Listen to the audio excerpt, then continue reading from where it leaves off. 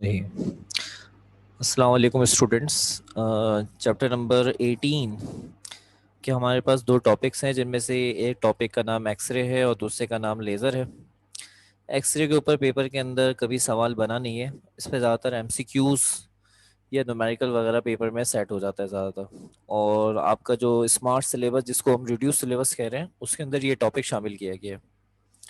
तो ये टॉपिक एक कॉम्प्रिहेंसिव अंदाज से मैंने यहाँ पे नोट किया है, आपके सामने नज़र आ रहा होगा। ये मैं तस्वीर और नोट्स की शक्ल में आपके साथ शेयर भी कर दूंगा। तो इसके बारे में कुछ खास खास बातें आपके साथ शेयर करते हैं, जिससे आप एक्सरे के बारे में बहुत कुछ जान सकेंगे। सबसे पहले, जो एक्सरेज होती हैं ये इलेक्ट्रोमैग्नेटिक वेव्स होती हैं। इलेक्ट्रोमैग्नेटिक वेव्स ऐसी वेव्स होती हैं जिनके प्रोपगेशन में या एक जगह से दूसरी जगह जाने के लिए इन्हें किसी मीडियम की ज़रूरत नहीं होती। और ये दो तरह के कंपोनेंट से मिलकर बनती है, एक इलेक्ट्रिक फील्ड कंपोनेंट और एक मैग्नेटिक फील्ड कंपोनेंट। और ये दोनों कंपोनेंट एक दूसरे के साथ परपेंडिकुलर होते हैं। ये ऐसी इलेक्ट्रोमैग्नेटिक वेव्स होती हैं जिनकी शॉर्टर वेवलेंथ होती है, यानी इनकी वेवलेंथ बहुत छोटी होती है, अलबत्ता इनकी एनर्जी बहुत ज़्यादा हाई होती है। मतलब ये बहुत ज़्यादा हाई फ्रीक्वेंसी रखती हैं, लेकिन इनकी वेवलेंथ लिम्डा बहुत छोटा होता है। इनकी लिम्डा की वैल्यू फिक्स नहीं होती, क्योंकि जब हम एक्सरे हासिल करते हैं तो वो मुख्तलिफ वेवलेंथ की आती है, फिक्स वेवलेंथ की नहीं होती। इसलिए इनकी वेवलेंथ की एक रेंज होती है, और वो रेंज होती है 0.1 एंगस्ट्रॉन से लेकर 100 एंगस्ट्रॉन तक। ये सेकंड जो पॉइंट है, इसके ऊपर एग्जाम में एमसीक्यूज बन सकता है। ये जो सेकंड पॉइंट है, लिम्डा की रेंज 0.1 एंगस्ट्रॉन से 100 एंगस्ट्रॉन तक होती है। ये रेज इनविजिबल होती हैं, आपको नहीं दिख सकती, यानी जिस ट्यूब से ये रेज इमिट हो रही होंगी आप इसे नहीं देख सकते। और फोटोग्राफिक प्लेट के ऊपर ये डिटेक्ट होती हैं, यानी फोटोग्राफिक प्लेट पे जाके टकराती हैं और वहां जाके इंप्रेशन बनाती है अपना। तो आप फोटोग्राफिक प्लेट के थ्रू इन रेज को डिटेक्ट कर सकते हैं, खुद अपनी आंखों से नहीं देख सकते। ठीक है। ये इलेक्ट्रिकली न्यूट्रल होती है, यानी इनके ऊपर कोई चार्ज नहीं होता, क्योंकि एक्स रेस फोटोन पर मुश्तमिल होती हैं। और फोटोन जो होते हैं वो चार्ज फ्री होते हैं, फोटोन पे कोई भी चार्ज नहीं होता, ना नेगेटिव ना फोट। ठीक है, इनके ऊपर कोई चार्ज नहीं होता, ना नेगेटिव ना पॉजिटिव। इनका पेनिट्रेशन पावर वो बहुत हाई होता है। हाई पेनिट्रेशन पावर का मतलब किसी चीज में सरायत कर जाना। और इनका पावर बहुत ज्यादा है। सबसे ज्यादा हाई तो आप जानते हैं गामा रेस का है। गामा रेस से जरा कम होता है। ये ह्यूमन फ्लैश, यानी इंसानी गोश्त या कोई भी गोश्त वोश की चीज है, कोई भी जानवर भी हो, उसके गोश्त में जाकर बूंस का इमेज बना सकती है। ये बूंस में से, यानी हड्डियों में से नहीं गुजरती हैं, उससे टकरा के ये डाइफ्रेक्ट हो जाती हैं, रिफ्लेक्ट हो जाती हैं या रुक जाती हैं। और नतीजे में उसका क्या बना लेती हैं, आप एक फोटोग्राफिक प्लेट पर इसका इमेज ले सकते हैं। ये कुछ खास बातें थी जो एक्सरेस के बारे में आपको पता होनी चाहिए। अब जरा इन रेस के बारे में थोड़ी सी कुछ और बातें भी जान लेते हैं। ये रेस सबसे पहले 1895 में, 1895 में रोइंजन, इसमें टी साइलेंट है, रोइंजन, रोइंजन ने दरियाफ्त की थी, जिनकी वजह से इनका नाम रोइंजन रेस रखा गया। लेकिन कुछ अरसे के अंदर कुछ और साइंसदानों ने, जिस जमाने में रोइंजन ने ये रेस दरियाफ्त करी, कुछ और साइंसदानों ने भी इसे दरियाफ्त कर लिया। तो इसके नाम पर इख्तलाफ हो गया। और ये जो रेस थी ये नजर आती नहीं थी, जाहिर सी बात है। इसकी करेक्टरिस्टिक्स भी उस जमाने के अंदर काफी डिफरेंट टाइप की थी, पता नहीं थी क्या क्या करेक्टरिस्टिक्स हैं। इसलिए इसका नाम जो था वो एक्स रेस, जहाँ पे एक्स जो होता है वो आप जानते हैं मैथमेटिक्स में वेरिएबल के तौर पे इस्तेमाल होता है, यानी अननोन वैल्यू। तो इसलिए इसका नाम एक्स रेस यानी अननोन रेस रख दिया गया। अब इसको रोइंजन रेस नहीं कहते। लेकिन अगर आपसे पूछा जाए एमसीक्यूज के अंदर कि किसने रे एक्सेस को डिस्कवर किया, तो ये एमसीक्यूज के जवाब में आप रोइंजन का नाम ही लिखेंगे। एक्स रेस को बनाने के लिए हम एक हाई एनर्जेटिक इलेक्ट्रॉन की बीम को एक मेटल से टकराते हैं, यानी एक इलेक्ट्रॉन की बीम होती है जिसमें जो इलेक्ट्रॉन्स होते हैं उनकी एनर्जी बहुत ज्यादा हाई होती है। ये जाते हैं और एक मेटल से टकराते हैं। जिस मेटल से जाके ये टकराएंगे वो टारगेट मेटल कहलाएगा। और इस मेटल की कुछ खास बातें होनी चाहिए। इस मेटल का एटॉमिक नंबर और मेल्टिंग पॉइंट ज्यादा होना चाहिए। ठीक है। और क्योंकि जब एक्सरे जाके टकराती है, इसके फोटॉन्स, ये जो इलेक्ट्रॉन्स हो जाके जब टकराते हैं, तो नतीजे में इनकी एनर्जी ज्यादा होती है। उस मेटल की अपनी भी एनर्जी बढ़ सकती है, और एनर्जी के बढ़ने से हीटिंग इफेक्ट आता है। और ऐसा ना हो इतना ज्यादा हीटिंग इफेक्ट आ जाए कि वो मेटल जो है वो मेल्ट हो जाए, इसलिए उसका मेल्टिंग पॉइंट ज्यादा होना चाहिए ताकि वो इस इलेक्ट्रॉन की एनर्जी को अफोर्ड कर सके, बर्दाश्त कर सके। ठीक है, अब ये इलेक्ट्रॉन्स अंदर जाते हैं और फिर जाकर किस तरीके से एक्सरे बनाते हैं वो हम आगे मजीद डिटेल से जानेंगे, ये बस की पॉइंट्स हल्के फुल्के अंदाज से। एक्सरेज जो होती हैं वो दो अंदाज की होती हैं। एक एक्सरे को हम कहते हैं कंटिन्यूअस एक्सरेज, दूसरी का नाम होता है करेक्टरिस्टिक एक्सरेज। ठीक है, इनके बारे में भी हम आगे जाके जानेंगे। और ये जो आखिरी पॉइंट है इसका, ये एमसीक्यूज के तौर पे एग्जाम में डिस्कस होता रहता है कभी कभी, और वो ये है कि ये फोटो इलेक्ट्रिक इफेक्ट का रिवर्स अमल होता है। फोटो इलेक्ट्रिक इफेक्ट में क्या होता है कि एक इलेक्ट्रॉन मेटल की सरफेस से टकराता है, सॉरी एक फोटोन जो होता है वो मेटल की सरफेस से टकराता है और उसमें से इलेक्ट्रॉन को इमिट करवाता है, इजेक्ट कराता है। ये रिवर्स है, इसमें एक इलेक्ट्रॉन जाके मेटल से टकराता है और एक्सरे के फोटॉन्स इमिट करवाता है, यानी फोटो इलेक्ट्रिक इफेक्ट का रिवर्स अमल होता है इसके अंदर। ठीक है,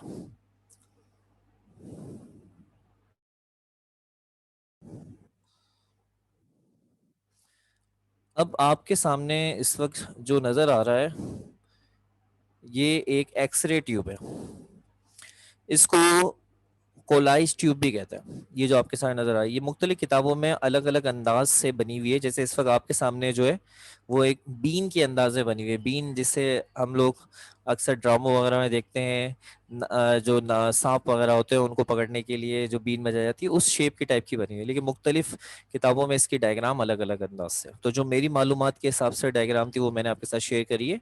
ये जो आपको नजर आ रही है ये एक शीशे की बनी हुई ट्यूब है। इस ट्यूब के अंदर हमने यहाँ पे लगा हुआ है टंगस्टन फिलामेंट। टंगस्टन फिलामेंट जो होता है वो जो बल्ब के अंदर लगा होता है, अगर आप बल्ब को गौर से देखें तो उसमें एक छोटा सा पतला सा एक तार लगा हुआ होता है, उसको टंगस्टन वो का वायर होता है, इसको टंगस्टन फिलामेंट कहते हैं। ठीक है, इसके अलावा यहाँ पर हमने कोई ऐसा मेटल लगाया हुआ है जिसका एटॉमिक नंबर ज्यादा है और उसका मेल्टिंग पॉइंट भी ज्यादा होता है, जाहिर सी बात है। सबसे पहले हम क्या करते हैं कि अंदर से हवा वगैरह निकाल देते हैं ताकि अंदर कुछ हवा ना हो, और जो ये टंगस्टन फिलामेंट होता है इसको हम एक बहुत ही हल्के वोल्टेज की बैटरी से गर्म करते हैं, यानी बहुत ही हल्का वोल्टेज, कम वोल्टेज देते हैं जिससे ये टंगस्टन फिलामेंट हीट अप हो जाता है, गर्म हो जाता है। और इसके गर्म होने से टंगस्टन के अंदर जो इलेक्ट्रॉन्स होते हैं वो इमिट होने लग जाते हैं, खारिज होने लग जाते हैं। इसको कहते हैं thermionic emission. Thermionic emission बिल्कुल सेम, बिल्कुल ऐसा ही है जो कि क्या कहते हैं चार्ज टू मास रेशो के अंदर है। चार्ज टू मास रेशो का टॉपिक आपके स्मार्ट सिलेबस में नहीं है, इसलिए आपने ये बात शायद ना जानी हो। तो फिलामेंट को आहिस्ता आहिस्ता कम वोल्टेज से गर्म करवा के इसमें इलेक्ट्रॉन्स को इमिट करवाया जाता है, निकाला जाता है। फिर इसके बाद इन इलेक्ट्रॉन्स को हम हाई वोल्टेज देते हैं, और ये वोल्टेज जो होता है वो 50,000 से तकरीबन 70,000 और बाज़ दफ़ा 30,000 से 50,000 तक के दरमियान, यानी बहुत ज़्यादा हाई वोल्टेज होता है। और इस हाई वोल्टेज की वजह से इस इलेक्ट्रॉन को बहुत ज़्यादा एनर्जी मिलती है और एक धक्का सा पड़ता है। जैसे अब यहाँ जो आपको ये वोल्टेज नजर आ रहा है ये बहुत हाई वोल्टेज है, इसको कहते हैं एक्सिलरेटिंग वोल्टेज। ये बहुत अहम वोल्टेज है और ये इलेक्ट्रॉन को बहुत ज्यादा एनर्जी प्रोवाइड करता है, जिससे ये इलेक्ट्रॉन इतनी ज्यादा एनर्जी लेकर मेटल से जाके टकराता है और अपनी एनर्जी मेटल के एटम्स को देता है, जिससे वो एटम एक्साइट हो जाता है। अब चैप्टर नंबर 18 में आपने पढ़ा हुआ है, आपको याद है कि जब कोई इलेक्ट्रॉन एक्साइट हो जाता है या कोई एटम एक्साइट हो जाता है तो नतीजे के अंदर उसमें से फोटॉन्स रिलीज हो जाते हैं। जब भी कोई एटम ग्राउंड स्टेट से हायर एनर्जी स्टेट में जाता है तो नतीजे के अंदर वो फोटॉन्स रिलीज करता है। तो ये इलेक्ट्रॉन जाके टकराते हैं और टकराने के बाद उसमें से क्या होते हैं, बहुत ज्यादा हाई एनर्जी वाले इलेक्ट्रॉन्स जो होते हैं, हाई एनर्जी वाले फोटॉन्स रिलीज होते हैं उसके अंदर से। और जो ये फोटॉन्स रिलीज होते हैं इस मेटल में से वो असल में एक्सरे के फोटॉन्स होते हैं, जिनकी वेवलेंथ फिक्स नहीं होती बल्कि उनकी वेवलेंथ वेरी करती है, जो मैंने आपको पीछे वैल्यू बताई थी 0.1 एंगस्ट्रॉन से 100 एंगस्ट्रॉन तक। बहुत सिंपल तरीका है, एग्जाम के अंदर ये सारे डिस्क्रिप्शन नहीं डिस्कस होती, ये बात ध्यान में रखिएगा। अब ये बातें कुछ मैंने यहाँ पे लिखी हुई देखिए, मैंने ये असल में एक आर्टिकल बनाया हुआ है, थोड़ा सा आपको उर्दू में नजर आ रहा है, आगे जाके कुछ इंग्लिश में नजर आएगा, लेकिन बहरहाल ये आप अपने नोट्स में पढ़ सकते हैं। कुछ खास बातें मैंने यहाँ पे उर्दू में तैयारी करी। ये कोलाइज ट्यूब एक शीशे की बनी हुई ट्यूब होती है जिसमें टंगस्टन फिलामेंट को एक लो टेंशन बैटरी यानी एक लो वोल्टेज बैटरी से गर्म करके उसमें से इलेक्ट्रॉन खारिज किए जाते हैं। फिर इलेक्ट्रॉन को हाई वोल्टेज दिया जाता है जो कि 20 kV यानी 20,000 से 50,000 तक और बाज़ इससे ज़्यादा भी होता है। इस वोल्टेज को एक्सेलरेटिंग वोल्टेज कहते हैं, जिसकी बिना पर इलेक्ट्रॉन एक्सेलरेट होते हुए हाई एनर्जी लेकर मेटल के एटम से टकराते हैं और अपनी एनर्जी मेटल के एटम्स को देकर मुख्तलिफ वेवलेंथ की एक्सरेज खारिज करवाते हैं। तो जो मैंने आपको अभी डिस्क्रिप्शन बताई वो सारी यहाँ पर आपके सामने आ चुकी है। अब हम यहाँ पर एक छोटी सी डेरिवेशन है ना होने के, बस सिर्फ थोड़ी सी आपकी मालूमात के हिसाब से।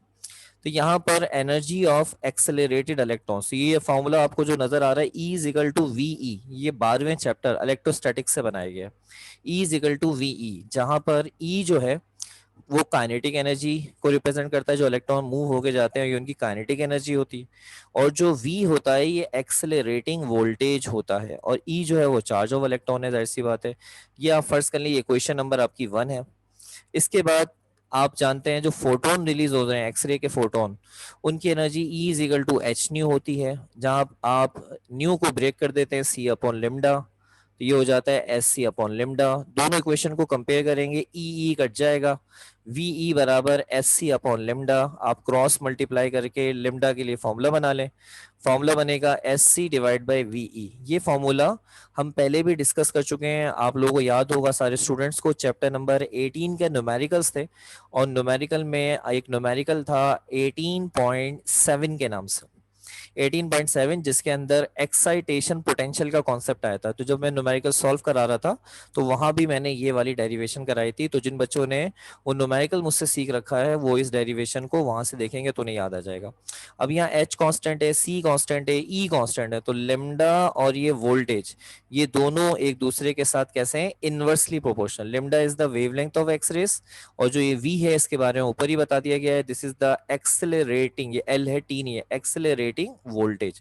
और ये दोनों एक दूसरे के साथ इनवर्सली प्रोपोर्शनल है, यानी अगर एक्सेलरेटिंग वोल्टेज की वैल्यू कम होगी तो कम क्या कहते हैं, ज्यादा वैल्यू वाली जो है वो एक्सरेस लिम्डा वाली एक्सरेस इमिट होगी, और अगर एक्सेलरेटिंग वोल्टेज की वैल्यू ज्यादा होगी तो कम वेवलेंथ वाली एक्सरे इमिट होगी। उम्मीद है यहाँ तक समझ में आ गया होगा। तो ये कुछ बेसिक बातें थी जिसके अंदर हमने एक्सरे की कैरेक्टरिस्टिक्स आपको सिखाई, प्लस एक्सरे किस तरीके से बनाई जाती है, और जो उसमें से इलेक्ट्रॉन्स फोटॉन्स खारिज होते हैं उनकी वेवलेंथ के बारे में आपको डिस्कस करके बताया। अब यहाँ पर हम एक ग्राफ डिस्कस करेंगे, उस ग्राफ में कुछ खास बातें हैं, उसके बाद ये लेक्चर हमारा एंड हो जाएगा। ठीक है, आइए ग्राफ के बारे में जानता हूं। देखिए ये जो ग्राफ आपके सामने बना हुआ है, ये ग्राफ कैसे ड्रॉ, किस तरह ड्रॉ हुआ है इसका हमें नहीं जानना, बस इस ग्राफ से रिलेटेड कुछ खास बातें हमें जाननी है। अच्छा, ये ब्लू पेन से जरा थोड़ा सा हमने लेक्चर तैयार किया हुआ है, तो हो सकता है जरा थोड़ा सा आपको हल्का हल्का सा नजर आए। ग्राफ ऑफ एक्स रेस के अंदर जो एक्स एक्सिस है उसके ऊपर हमने लेमडा को रखा हुआ है। जो एक्स रेस जो यहाँ पे इमिट होती हैं वो फिक्स वेवलेंथ की नहीं होती, मैंने बताया डिफरेंट वेवलेंथ की होती हैं। तो वो सारी एक्स रेस यहाँ पे प्लॉट हुई हुई हैं, ये देखें, यहाँ पर एक्सिस से ये ग्राफ स्टार्ट हो रहा है लिम्डा के, लेकिन जब ये आगे आ रहा है तो ये इंटरसेक्ट नहीं कर रहा है, यहाँ पे आके रुक गया, और यहाँ से ये ऐसे करके यूं सीधा जाता है, ऐसे करके पैरेलल जाता है लिम्डा के एक्सिस के साथ। यानी स्टार्ट हो रहा है ये ग्राफ लिम्डा के एक्सिस से, और इसके बाद यूं पैरेलल चला जाता है। और ये जो वाई एक्सिस नजर आ रहा है, इसके ऊपर जो आपको आई नजर आ रहा है, ये इसकी इंटेंसिटी यानी लिम्डा के अंदर मौजूद एनर्जी को रिप्रेजेंट कर रहा है। इस ग्राफ के अंदर ये जो आपको पीक्स नजर आ रही है, इन्हें पीक्स कहते हैं, ठीक है। ये जो पीक्स हैं जिसपे एक पे लिखा है के अल्फा, और इस पीक से एक डॉटेड लाइन ड्रॉ की गई है के अल्फा। एक और पीक नजर आ रही है, इसे कहते हैं के बीटा, और नीचे भी देखें डॉटेड लाइन करके के बीटा, इस तरह इसमें के गामा होता है। ये सब क्या चीजें हैं, आइए आपको जरा इसके बारे में बताते हैं। बहुत मुख्तसर मालूमात है और बहुत ही ज्यादा सही तरीके से आपको समझ में आ जाएगा, ठीक है। देखिए इस ग्राफ के अंदर यहां से लेकर इन दोनों को, के अल्फा के बीटा को मत देखें, यहां से लेकर ये गए, इसको छोड़ दिया, ये गए, इस पीक को छोड़ दिया, ये जो सारा नजर आ रहा है इन सबको हम लोग नाम देते हैं कंटिन्यूस एक्सरेस। ये कंटिन्यूस एक्सरेस होती है, मैंने बताया दो तरह की एक्सरेस होती हैं। ये इस ग्राफ में ये सारी, यानी इस ग्राफ में ये जितनी वैल्यूज आपको यहाँ से लिम्डा की मिलेंगी ये सब कंटिन्यूस एक्सरेस हैं। These are the continuous x rays, ये भी कंटिन्यूस एक्सरेस हैं सारी की सारी, ठीक है। अब ये कंटिन्यूस एक्सरेस जो है वो आपको किस तरीके से हासिल हो रही हैं उसके लिए जरा कुछ यहाँ पे बातें देखते हैं जरा। फ्रॉम ग्राफ, ग्राफ में जीरो से इन्फिनिटी, ये जो वेवलेंथ आपको नजर आ रही है लिम्डा मिनिमम, ये है जीरो वाली वेवलेंथ, और ये जो नजर आ रही है सबसे बड़ी वेवलेंथ है जो लिम्डा मैक्स या लिम्डा इन्फिनिटी कहलाती है। ये सारी की सारी वेवलेंथ आर कंटिन्यूअस एक्सरेस, ये सब कंटिन्यूअस एक्सरेस होती हैं। इसमें के अल्फा शामिल नहीं है, इसमें के बीटा शामिल नहीं है। When an accelerated electron interact with the atom of the target metal, जब एक इलेक्ट्रॉन जो एक्सेलरेट होकर टारगेट मेटल से जाके टकराता है, देन इट्स एनर्जी, जो उसकी एनर्जी होती है वीई के अंदर, जो उसकी एनर्जी होती है वीई, जो पीछे भी हमने इक्वेशन भी बना के आपको दिखाई थी, use in either or three way, उसकी एनर्जी तीन अंदाज से इस्तेमाल हो सकती है। Number one, will not consume energy, it will give lambda infinity, अगर वो इलेक्ट्रॉन बिल्कुल भी अपनी एनर्जी खर्च ना करे, बस आए और एटम के पास से आके गुजर जाए, तो नतीजे के अंदर वहां पर एक फोटोन रिलीज होता है, और ये जो फोटोन होता है ये लिम्डा मैक्स को रिप्रेजेंट करता है। यानी इलेक्ट्रॉन अगर अपनी एनर्जी का जरा सा भी कुछ खारिज नहीं करेगा, कुछ भी नहीं देगा, तो नतीजे में जो वेवलिंग मिलती है वो लिम्डा मैक्स से मिलती है। यानी यहाँ पर इस वक्त जो आपको मिलेगा, ये जो नजर आ रहा है लिम्डा मैक्स, ये हमेशा उस वक्त मिलेगा जब इलेक्ट्रॉन कोई भी एनर्जी खारिज नहीं करेगा।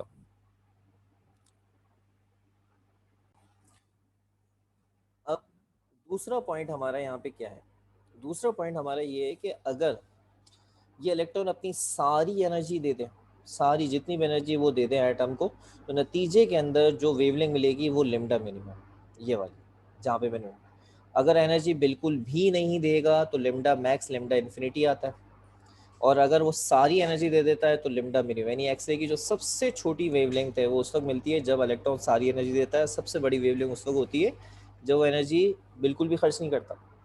और इसके बाद तीसरा और आखिरी पॉइंट क्या है, consume some part of his energy will give lambda between lambda minimum to lambda infinity. अभी इलेक्ट्रॉन आता है और आके टारगेट मेटल के एटम से टकराता है और अपनी एनर्जी का कुछ हिस्सा देता है। कुछ हिस्से से मुराद है कि हर दफ़ा ये एनर्जी का दिया जाने वाला हिस्सा एक जैसा ना हो, वेरी करे। तो फिर ये वाला पॉइंट छोड़कर और ये वाला पॉइंट छोड़कर जितनी भी आपको यहाँ पे सारी की सारी लिम्डा मिल रही है, इन पीक्स को छोड़कर वो सारी की सारी वेवलेंथ उससे बिलोंग करती है। यानी अगर सारी एनर्जी देगा तो ये बिल्कुल नहीं देगा ये, और अगर अपनी एनर्जी को कभी थोड़ा खर्च करेगा कभी ज़्यादा खर्च करेगा, तो नतीजे में ये वाला हिस्सा सारा का सारा ये और ये सारा, ये सारी वेवलेंथ आपको मिलेंगी जिनको हम कंटिन्यूस एक्स रेस कहते हैं, और वो यहाँ से यहाँ तक है। तो 3 पॉइंट ध्यान में रख लें, सारी एनर्जी खर्च कर देगा लिम्डा मिनिमम, बिल्कुल नहीं खर्च करेगा लिम्डा मैक्स लिम्डा इन्फिनिटी, और अगर थोड़ी बहुत खर्च करे थोड़ी ज़्यादा खर्च करे तो फिर यहाँ से यहाँ तक, फिर ये और ये दोनों पिक्स को छोड़कर, ये सब कंटिन्यूस एक्स रेस कहलाती हैं। ठीक है, ये सारी बातें यहाँ पे मौजूद हैं। अब all these wavelength represent continuous, सब की सब कंटिन्यूस एक्स रेज है, और lambda of continuous X rays inversely depend upon, ये मैंने पीछे only accelerating voltage and it did not depend upon the nature of the metal. यहाँ पे जो भी एक्सरे की वेवलेंथ है वो एक्सेलरेटिंग वोल्टेज के साथ इनवर्सली प्रोपोर्शनल है। ठीक है, कम जो होगा वोल्टेज देंगे आप तो ज़्यादा वाली वेवलेंथ मिलेंगी, यानी ये वाला जो सारा ग्राफ का हिस्सा है ये ज़्यादा वेवलेंथ को रिप्रेजेंट कर रहा है, ये हिस्सा ये सारा ये कम वोल्टेज में मिला होगा। ठीक है, और जब वोल्टेज ज़्यादा होगा तो नतीजे में ये वाली वेवलेंथ मिली, ये वाली समझ लें, या ये समझ लें ये मिली होंगी आपको कम वोल्टेज पे, और ये वाली और ये सारी मिली होंगी, और ये मिला होगा जब वोल्टेज दरमियानी कैफियत में होगा, और ये मिला होगा जब वोल्टेज आपको कैसा होगा, ज़्यादा। ठीक है, जब वोल्टेज होगा ज़्यादा तो ये वाली कम वाली मिली है, दरमियानी होगा तो ये, और जब वोल्टेज कम होगा तो ये वाला, यानी कम वोल्टेज पर ये वाली है, दरमियाने वोल्टेज पर और सबसे ज़्यादा वोल्टेज पे ये वाली है। ठीक है, ये सब कंटिन्यूस एक्स रेज होती हैं। अच्छा भाई, यहाँ तक आ गई, आपको सारी बातें समझ में आ गई होंगी। इस ग्राफ के अंदर सिर्फ के अल्फा के बीटा वगैरह रह गया जिसके हम बारे में बात करते हैं, और एक खास बात लिखी हुई है, कंटिन्यूस एक्सरेज जो होती हैं वो मेटल की नेचर पे डिपेंड नहीं करती, यानी कोई भी मेटल लगा दें हमेशा जो एक्सरेज होंगी वो इसी तरह से आएंगी, मेटल कोई सा भी हो उस पर कोई फर्क नहीं पड़ेगा। लेकिन जो करेक्टरिस्टिक एक्सरेज होती हैं वो मेटल की नेचर पे डिपेंड करती है, यानी ये अब हम बात करने जा रहे हैं, ये के अल्फा क्या चीज़ है, ये के बीटा क्या है, इसी में के गामा भी बनता है, ये क्या है, ये नेचर ऑफ द मेटल पे डिपेंड करता है, जैसा मेटल का नेचर होगा उसी के हिसाब से ये पीक्स हासिल होती हैं। वरना ज़्यादातर एक्सरे के अंदर ग्राफ तो यही सेम रहता है, कोई सा भी मेटल लगा सकते हैं। ठीक है, अब हम बात कर रहे हैं करेक्टरिस्टिक्स एक्सरेज की, ये हमारा आखिरी हिस्सा है, उसके बाद ये लेक्चर कंप्लीट हो जाएगा। करेक्टरिस्टिक्स एक्सरेज क्या होती हैं, depend upon nature of the target material, target जो मेटल होता है उसकी नेचर पे डिपेंड करती हैं। फ्रॉम ग्राफ, ग्राफ से K alpha, K beta are the lambda related to characteristics X rays. Graph में जो के अल्फा के बीटा आ रहा है वो एक्स रेस को रिप्रेजेंट करता है, कौन सी वाली, कैरेक्टरिस्टिक एक्स रेस को, ठीक है। इन कैरेक्टरिस्टिक, ये शॉर्ट में लिखा हुआ है, in characteristic X rays energetic electron. होता क्या है, अब सारी जो डिस्क्रिप्शन यहाँ आखिरी सफ़े पे जो आएगी आपके सामने, ये मैं भी पढ़ूंगा, लेकिन मैं आपको यहाँ पर एक डायग्राम के जरिए सारी डिस्क्रिप्शन समझाता हूँ जो यहाँ बनी हुई। उसके बाद मैं ऊपर का पैराग्राफ पढ़ दूंगा तो आपको कैरेक्टरिस्टिक्स एक्स रेज भी समझ में आ जाती है। सबसे पहले ये आपके सामने एक एटम का स्ट्रक्चर है, इतना मुश्किल नहीं है, जरा थोड़ा आसानी से देखिएगा, समझ में आ जाएगा। ये पहला ऑर्बिट है, ये दूसरा ऑर्बिट है, फिर ये तीसरा और ये चौथा। जैसे कि आप जानते हैं सारे स्टूडेंट, पहले मदार में, पहले ऑर्बिट में 2 इलेक्ट्रॉन होते हैं, दूसरे मदार में 8 होते हैं, तीसरे में 18, इसी तरह चौथे में 32। वो हमने यहाँ लिख के नहीं दिखाया क्योंकि पहले दूसरे तीसरे से बात समझ में आ जाएगी, ठीक है। अब पहले में हमने 2 इलेक्ट्रॉन यहाँ दिखा दिए हैं, दूसरे में हमने यहाँ पर ये 8 इलेक्ट्रॉन, 2 4 6 और ये 8 इलेक्ट्रॉन दिखा दिए। पहले का नाम के शेल होता है, दूसरे का एल एम और इसी तरह एन वगैरह, ये चलते रहते हैं, ठीक है। आखिर में फिर 18 32 दिखाने की जरूरत नहीं है, बस हमें सिर्फ समझाना था, इसलिए पहले में 2 दूसरे में 8 दिखा दिया। अब होता क्या है कि ये एक इलेक्ट्रॉन आ रहा है, ये है वो इलेक्ट्रॉन जो यहाँ से आ रहा है, ये एक एनर्जेटिक इलेक्ट्रॉन है, एक्सेलरेटेड इलेक्ट्रॉन है, जिसको हमने हाई वोल्टेज देके एक्सेलरेट किया था कि जाके एटम से टकराए। तो ये बाज दफा क्या होता है, एटम के अंदर पेनिट्रेट कर जाते हैं, यानी इलेक्ट्रॉन एटम के अंदर शेल्स में आ जाता है और शेल के अंदर किसी इलेक्ट्रॉन को नॉकआउट कर देता है, यानी उसके पास से गुजरता है और बहुत जबरदस्त किस्म का रिपल्जन मारता है, जिससे वो इलेक्ट्रॉन उस शेल से बिल्कुल निकल के बाहर हो जाता है, यानी उड़ जाता है, हट जाता है। मिसाल के तौर पे फर्ज करें ये इलेक्ट्रॉन आया और ये जिसपे देखें दायरा बनाया गया है, ये इलेक्ट्रॉन यहाँ से पहले शेल में से ये इलेक्ट्रॉन क्या हो गया, नॉकआउट हो गया। नॉकआउट वाला उखड़ गया, निकल गया, यानी एटम से ही हट गया, अलग हो गया। अब ये नहीं कि दूसरे में गया तीसरे में गया, एटम से बिल्कुल सिरे से अलग हो गया। ये नॉकआउट इलेक्ट्रॉन देखे निकल के जा रहा है और ये इलेक्ट्रॉन वो जो आ रहा था वो जा रहा है। अब पहले शेल में होते हैं 2 इलेक्ट्रॉन और 2 इलेक्ट्रॉन लाजमी होने चाहिए, और यहाँ पे अब रह गया सिर्फ एक इलेक्ट्रॉन, ये जगह खाली पड़ी है। अब इस खाली जगह को फिल करने के लिए जो इससे पीछे के जो मदार हैं सारे के सारे, यानी ये के शेल में एक इलेक्ट्रॉन कम पड़ गया है, 2 होने चाहिए थे। अब एल में से एक इलेक्ट्रॉन क्या करेगा, यहाँ पर इलेक्ट्रॉन को फिल करने के लिए अपना एक इलेक्ट्रॉन भेजेगा। लेकिन मसला क्या है, एल में जो इलेक्ट्रॉन है उसकी एनर्जी ज्यादा होती है, के में इलेक्ट्रॉन की एनर्जी कम होती है। तो अगर एल का इलेक्ट्रॉन के में आना चाहता है तो उसे क्या करना पड़ेगा, अपनी एनर्जी को कम करना पड़ेगा। अपनी एनर्जी को कम करने के लिए उसे फोटोन रिलीज करना पड़ेगा। तो नतीजे में ये देखें, यहां से एक इलेक्ट्रॉन इस जगह को फिल करने के लिए आया, एल से के में आया। तो जैसे एल से के में आया, उसने अपनी एनर्जी को कम करने के लिए एक फोटोन रिलीज करा। तो ये जो फोटोन रिलीज होता है इसको हम लोग नाम देते हैं के अल्फा। अब फर्ज कर लें ये जो इलेक्ट्रॉन है, अगर इसको फिल करने के लिए एल की जगह पर एम से इलेक्ट्रॉन आ जाता, यानी फर्ज कर लें एम से आ जाता, यानी एम में 8 इलेक्ट्रॉन है, एम में से कोई इलेक्ट्रॉन आगे बढ़ जाता कि भाई मैं आगे फिल कर देता हूं, तो नतीजे में एम से इलेक्ट्रॉन अगर के में आना चाहेगा तो उसको भी फोटोन रिलीज करना पड़ेगा, और जो फोटोन वो रिलीज करेगा उसका नाम रखा जाएगा के बीटा। इसी तरीके से हो सकता है इस इलेक्ट्रॉन को फिल करने के लिए एन से इलेक्ट्रॉन आगे आ जाए और इस इलेक्ट्रॉन को फिल करने के लिए उसे भी फोटोन रिलीज करना पड़ेगा। नतीजे में वो जो फोटोन रिलीज करेगा उसका नाम होगा के गामा। देखें यहां से रिप्रेजेंट किया गया है, ये है K shell, L shell, M shell, N shell. अब के में इलेक्ट्रॉन अगर कम हुआ और इसको आके फिल किया एल ने, ये देखें एल ने फिल करा, तो उसका नाम होगा के अल्फा। अगर एम ने आगे फिल करा के बीटा, एन ने आगे फिल करा के गामा। सेम ये मामला सिर्फ के शेल के साथ नहीं बल्कि एल शेल के साथ भी हो सकता था, यानी ये इलेक्ट्रॉन आता और आके एल में से इलेक्ट्रॉन को नॉकआउट कर देता।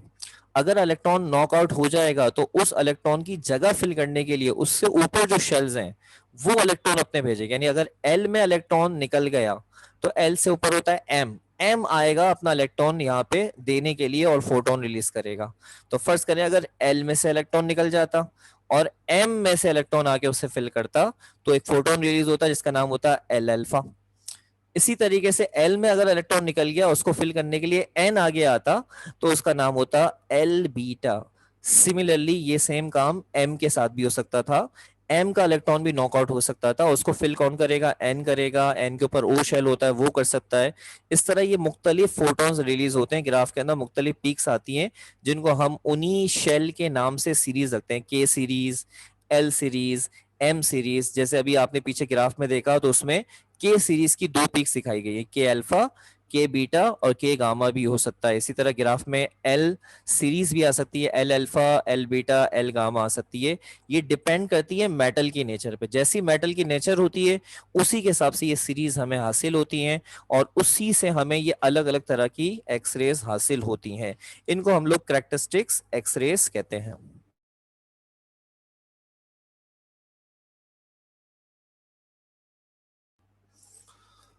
तो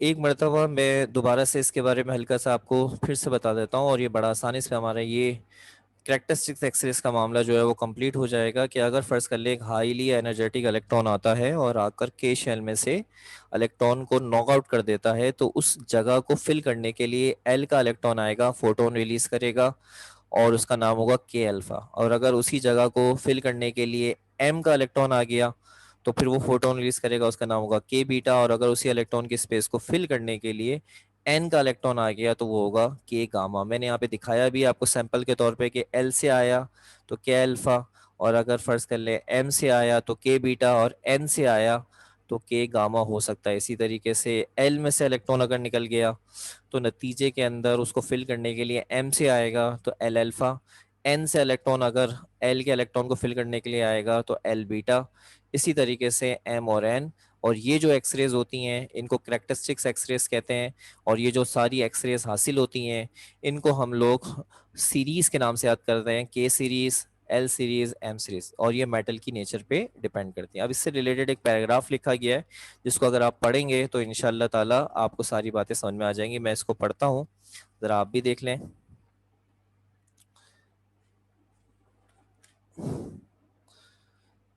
x rays characteristic X depend upon nature of target metal पर डिपेंड करती हैं। From graph K alpha K beta are the lambda related to characteristic access. Graph के अंदर के अल्फा के बीटा जो है करेक्टरिस्टिक एक्सेस को रिप्रेजेंट करती है। In characteristics X rays energetic electron penetrates.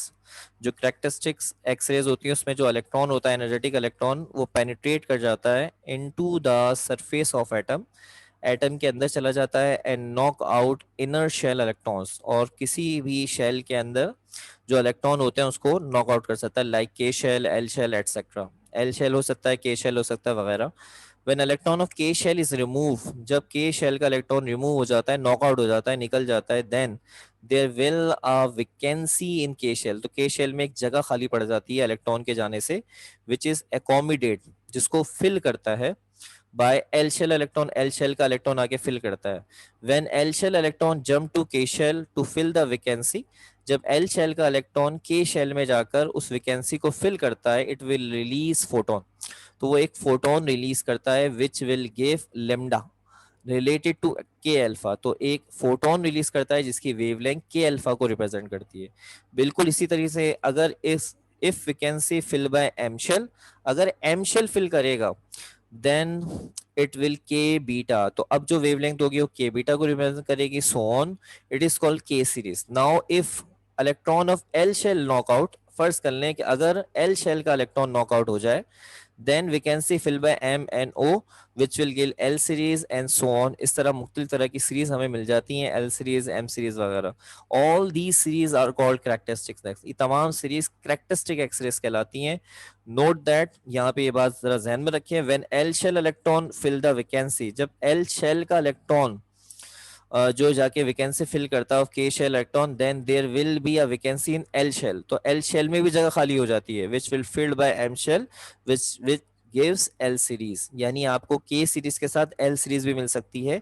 यकीनन जब एल का इलेक्ट्रॉन के में जाकर उसकी जगह फिल करेगा तो एल में भी जगह खाली हो जाएगी और उस जगह को पूरा करने के लिए एम से इलेक्ट्रॉन आ सकता है, एन से इलेक्ट्रॉन आ सकता है, तो आपको फर्दर सीरीज भी मिल सकती है। ठीक है, उम्मीद करता हूँ कि आपको एक्सरे का ये कॉम्प्रिहेंसिव एक लेक्चर जो मैंने दिया, जिसमें एक्सरे की कैरेक्टरिस्टिक्स आपको सिखाएंगे, एक्सरेस क्या होती हैं, एक्सरेस को कैसे बनाते हैं, एक्सरे के अंदर जो वेवलेंथ होती है उसकी इक्वेशन किस तरह से बनाई जाती है, एक्सरे कितने अंदाज की होती है, और एक ग्राफ डायरेक्ट बताया, उस ग्राफ से दो तरह की एक्सरे सिखाई, एक कंटिन्यूस एक्सरेज होती हैं और दूसरी होती है कैरेक्टरिस्टिक एक्सरे। एग्जाम में इसका सवाल आने का चांस काफ़ी कम है। आपके नोट्स में इसके अंदर बाकी बातें लिखी हैं, आप इनको खास खास तरीके से पढ़ लीजिएगा। आपका ज़्यादातर लेक्चर मैंने उर्दू में लिखा हुआ है, तो इसे जब रीड करेंगे तो इंशाल्लाह आपको काफ़ी बेहतर तरीके से समझ में आ जाएगा। ठीक है, अपना ख्याल रखिएगा। एक लेज़र का टॉपिक हमारा रहता है, उसको भी इंशाल्लाह करीब मैं डिलीवर कर दूंगा, तो आपका ये मामला एंड हो जाएगा। ठीक है, अल्लाह हाफिज़।